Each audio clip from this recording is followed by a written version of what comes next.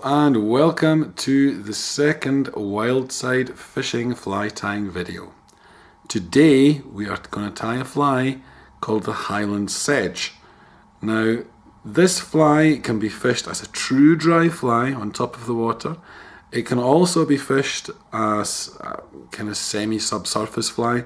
It can be fished as a bob fly. It's got a number of different applications on the leader. The two really successful things about this fly. First thing, the wing floats, but the body stays underneath the water.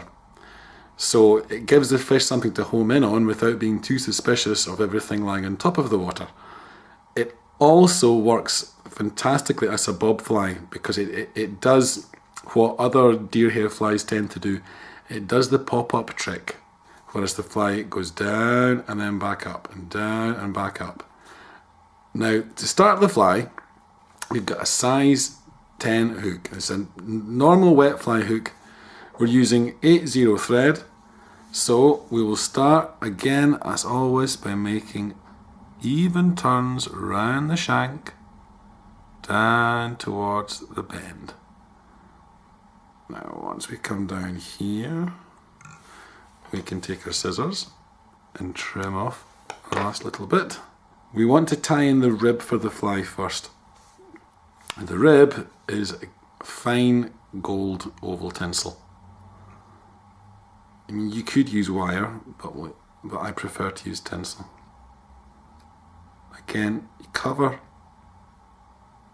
the whole length of the shank. I mean, this is just now is free. You could cut this off here. I prefer to cover the whole length, and it just helps to keep the body at a uniform shape until we get up to the head. And we can just do a few more turns to trap this down. So, now we're going to have to add the body. Now for the body we're going to use dubbing. Now this is something that a lot of people, when they start out, and I know as a young fly tyer when I started, it was one of these things no one could actually show me. So I can only see it in books, and I bought the packets of seal's fur, just like this stuff here, thinking, oh, you know, how do I actually transfer this onto the silk? Now it's really easy, but you need to have a little bit of patience for it. One thing that I would say to anyone who is a beginner, if you're not a beginner, then just please bear with me. If you are, when you get your seal's fur, for example, I mean, this is long strands of hair, all cut down. It's not like one of these modern microfiber things, like the micro dubbing. Seal's fur really has to be, it's got to be worked and almost caressed onto the tying silk. Now to help us do this, we've got wax. Now this is normal dubbing wax. Some people call it cobbler's wax. It's always advisable, and again, when I was a boy there was no one there to show me this. So I got a nice big hard piece of wax, like this piece in here, and I simply tried, and I kept on thinking, well, the silk always keeps on snapping. So all you have to do, break off a piece. I mean, you can hold it in the palm of your hand, you can put it in a bag, you can put it in some hot water. As long as it doesn't go liquid, I mean, it should be nice and pliable. I mean, I can squeeze this around. Nice and sticky.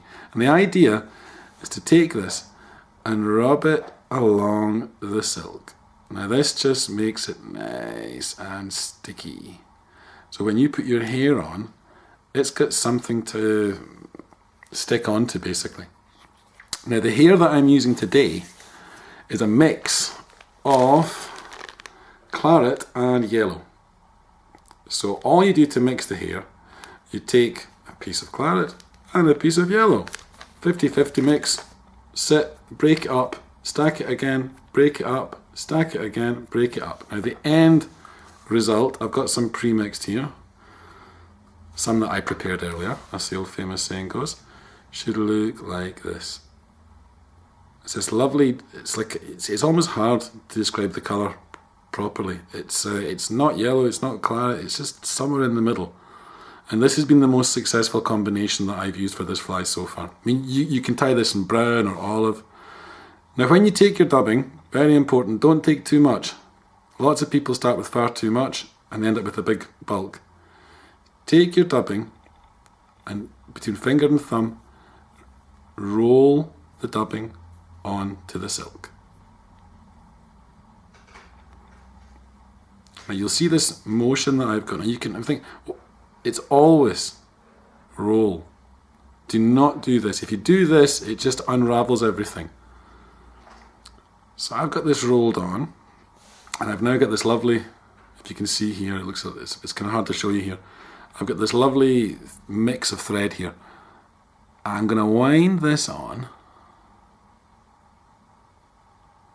and try again. Look out for any little gaps, but try and build the body a little bit bigger as you go along. And we're getting there. And we finish off. Just by pulling the bit back and tying it off. Now that you've got this hairy, kind of straggly looking body. Now you want to, don't, for this fly, I mean this is completely bushy, you want it like this. You do not want this fly to be absolutely perfectly profiled all the way down. You want it starting small at the back, finishing big at the top. The last thing that you want is completely smooth, flat all the way. This should be looking buggy. I mean, some people take a little Velcro piece on end of a wooden lollipop stick and they comb out the dubbing.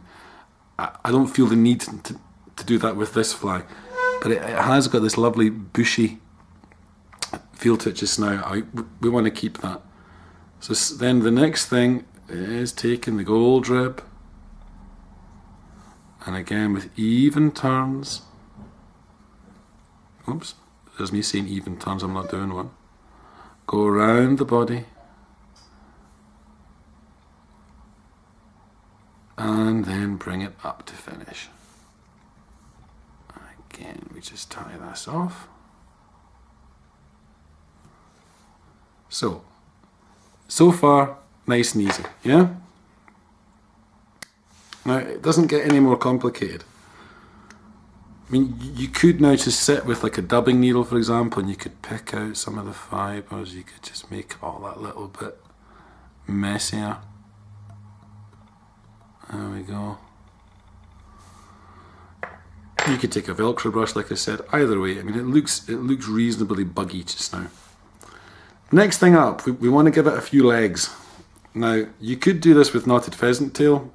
Far easier way, far faster way, and it does not make much of a difference in all honesty. For this fly anyway. We just take a hen hackle. Black, you could use dark red as well, you could use claret.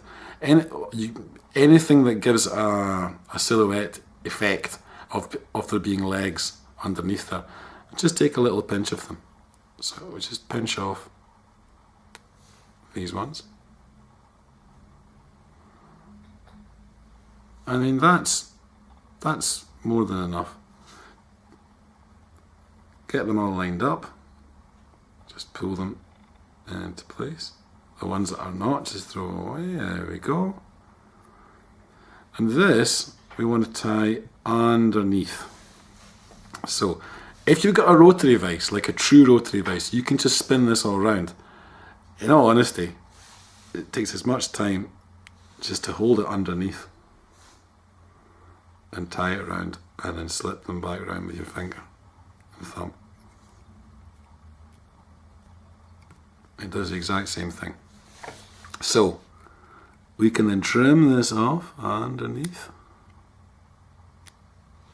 There we go. So that's going to give some impression of some little dangly bits down there.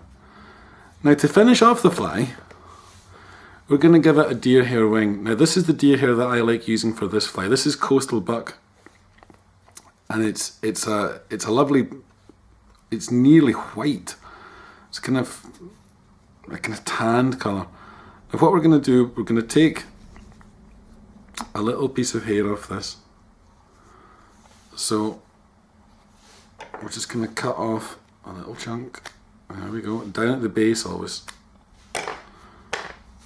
Now the most important thing with this hair first, when you cut it, you need to get all the fluff out of it. There's a ton of fluff in this hair. Now again, some people sit with a Velcro pad. You can comb it out. It's a very, very effective way of doing it. If I can find where I put it, my dubbing needle, I just sit and pull out with the dubbing needle. Hold the cut ends and brush it through it.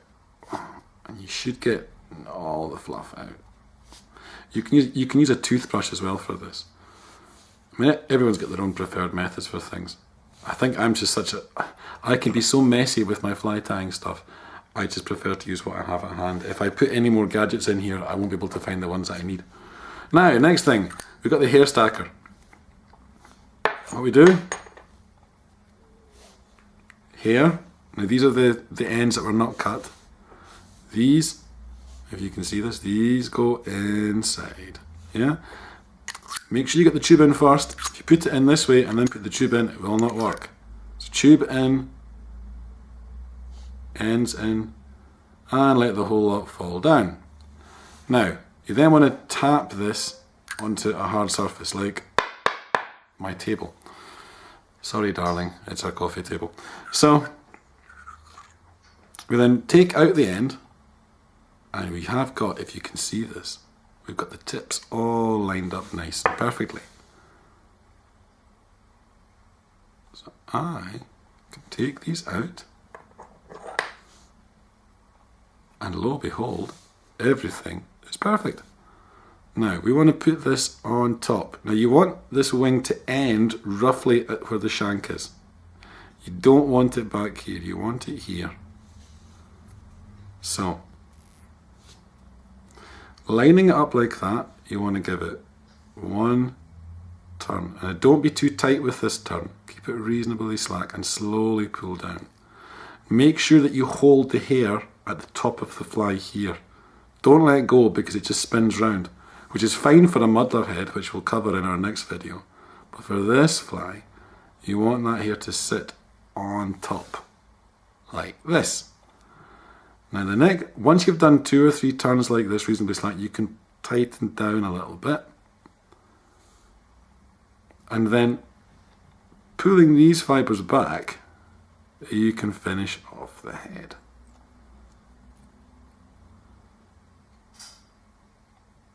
And we can get a nice, neat finish. Now, where's my tool? The Stone Age device again. So, pulling the fibres back, we're just going to give this a quick whip finish. Round and round and round and round. Off and click. Now, next thing that I'm going to do, cut the silk and let's varnish that head quickly. Again, it's my high-tech nail varnish that I'm using today.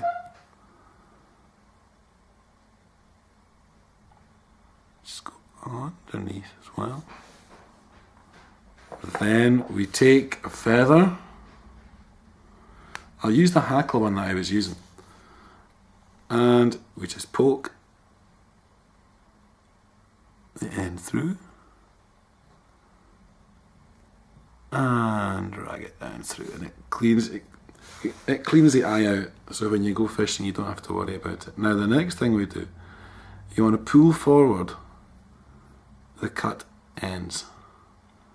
Not the ends with the natural points, the ones that you cut. Now once they're all forward, take your scissors and cut this off straight. Now this is a head that will push the water when you bring this fly back in. And that's pretty much finished. If you want, for an extra little bit of security, you can put some varnish on the top where the silk goes round, but in all honesty you shouldn't need it. So, the fly's finished. Again, like I said before, the beauty of this fly is that when you fish this fly, you should grease the deer hair. So this becomes a greased, like mass almost. And this sits on top of the water. If I just take this out of the vise, I can even show you. the fly fishes, if the water is going straight across, the fly fishes like this. So this is pushing through the water right there. Let me get the wing out of the way. This should be just hanging down through the subsurface. So the trout will see this, and it will see the silhouette. Added bonus, you, as the angler, can always keep an eye on this wing. So as a bob fly, it will go down and up. As a dry fly, you can skate it back. I mean, you could put a body hackle on this and make it a true elk hair caddis. Personally, for the Highland lochs, I prefer this one. So, thank you very much for watching. The next video will be the Cape McLaren muddler. And yeah, keep it wildside.